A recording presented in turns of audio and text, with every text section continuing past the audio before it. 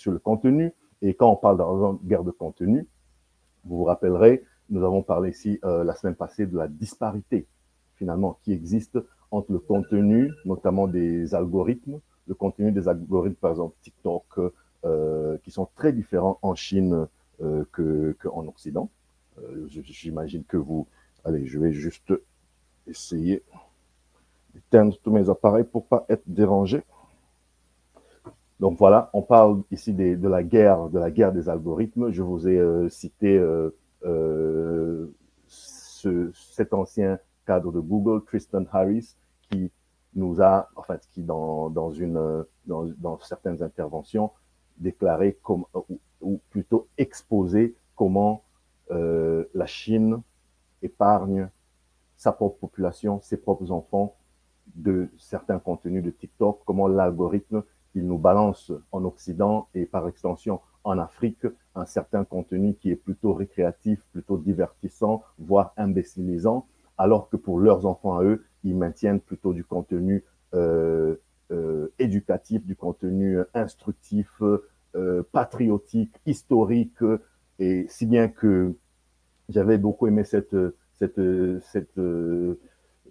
phrase qui est sortie en fait d'une étude. Je pense que l'étude a été faite aux États-Unis et elle est disponible en ligne. Mais pour la résumer, pour caricaturer un peu, dans l'étude, une étude plus vaste qui a été faite sur des enfants qui utilisent les réseaux sociaux au bout d'un certain temps, et on pose la question, qu'est-ce que vous voulez devenir dans l'avenir? Qu'est-ce que vous voulez être lorsque vous grandissez?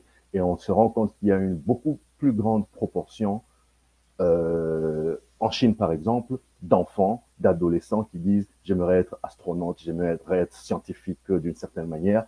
Et quand on demande en Occident, par exemple, une des réponses qui revient le plus souvent chez les enfants, chez les adolescents, « j'aimerais devenir influenceur des réseaux sociaux ». Allez-y comprendre quelque chose, dites-moi ce que vous en pensez, dites-moi si vous pensez vraiment que ceci n'est pas une bombe à retardement lorsque nos ados, ils rêvent tous de devenir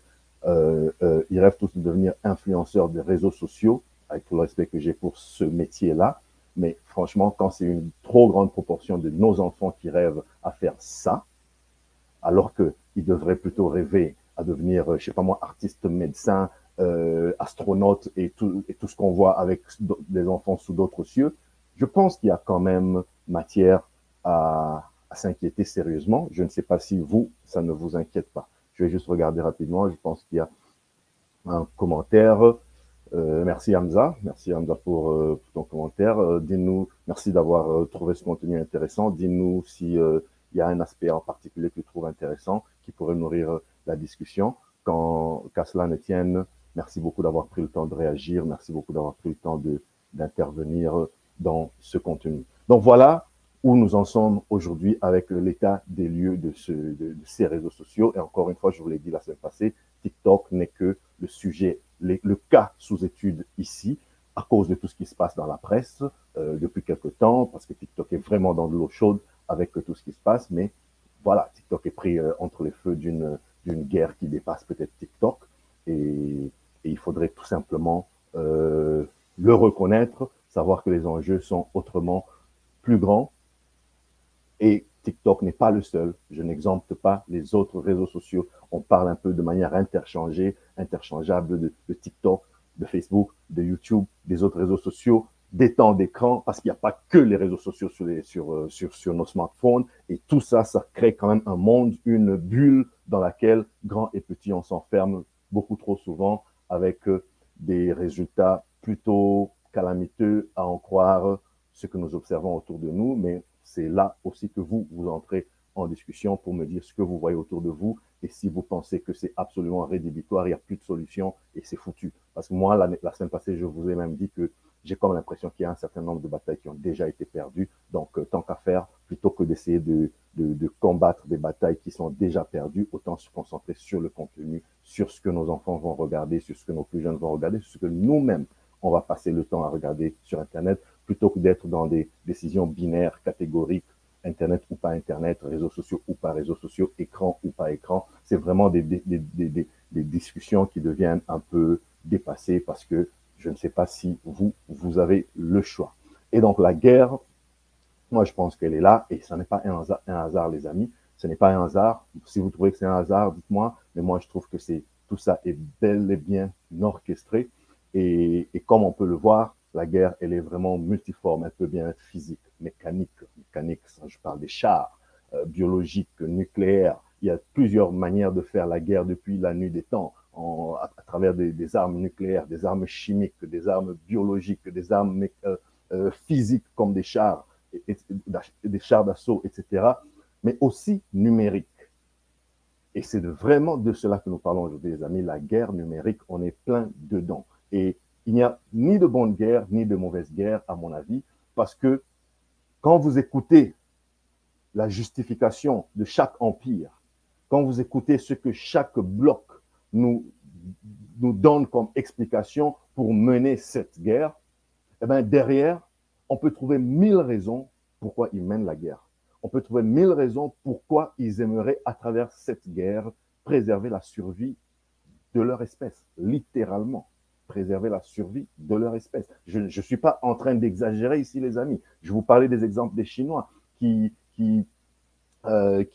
interdisent TikTok ou qui régulent TikTok. Vous avez peut-être, comme moi, aussi suivi comment les Chinois prennent des mesures extrêmes pour réguler, limiter, voire interdire TikTok à leurs adolescents. Voyez-vous, lorsque les Chinois interdisent TikTok au moins de 14 ans ou limitent TikTok au moins de 14 ans, lorsque les Chinois, par exemple, bloquent TikTok, hein, ils ont une version TikTok pour ados à laquelle ils soumettent tous ceux qui ont, je pense, moins de 15 ans, et ils bloquent ce contenu entre 22h et 6h du matin. Ça s'appelle quoi ça, les amis? Moi, j'appelle ça lutter pour préserver son espace et aussi son espèce, pour la survie de son espèce. Protéger ses enfants qui sont l'avenir d'une nation. D'ailleurs, un officiel chinois n'a pas dit moins que ça. Il a tout simplement dit, quand on lui a posé la question, pourquoi vous essayez de limiter TikTok aux enfants, eux qui ont créé TikTok, il a répondu, parce que les enfants, c'est l'avenir de notre pays. Écoutez cette réponse, les amis. Parce que les enfants, c'est l'avenir de notre pays. Donc, laissez vos enfants tout à fait libres sur du contenu tel que TikTok à vos risques et périls. Je ne dis pas interdisez, mais si ceux-mêmes qui ont créé ça, ils régulent d'une manière ou d'une autre et ils vous disent c'est parce que les enfants sont l'avenir de notre pays. Mais attendez, vous pensez qu'il n'y a que les Chinois qui limitent ça? Non, pas du tout. Parce que je vous ai dit, c'est vraiment des blocs qui s'affrontent. Les Chinois ne sont pas les seuls à vouloir ce qui est bon pour leurs enfants. Lorsque la plupart des dirigeants de la Silicon Valley, par exemple, vous disent qu'ils interdisent à leurs enfants de passer beaucoup de temps sur les réseaux sociaux. Il y a un papier ici que j'ai retrouvé dans Mediapart et vous pouvez en retrouver aussi en ligne. D'ailleurs, je tenterai d'en mettre certains liens en description de la vidéo où on vous dit que les enfants de Steve Jobs, les enfants de certains cadres de certaines grandes figures de la Silicon Valley qui sont les cerveaux derrière tout ce monde numérique dans lequel vous et moi nous baignons, eh bien, leurs enfants ne passent pas autant de temps sur les réseaux sociaux. Mais allez-y comprendre quelque chose, les amis.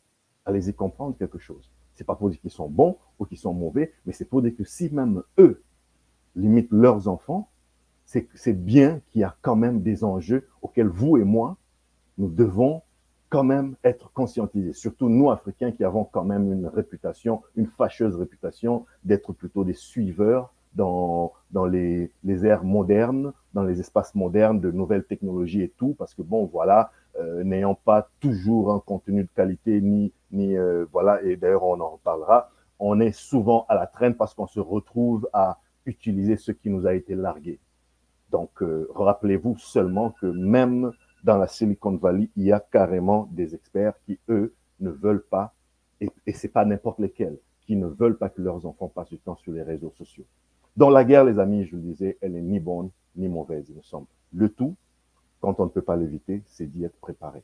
J'espère que vous êtes d'accord avec moi. Être préparé à la guerre, être préparé à ces enjeux. Et c'est là, justement, que nous allons peut-être essayer de parler aussi, être amené à parler de l'Afrique.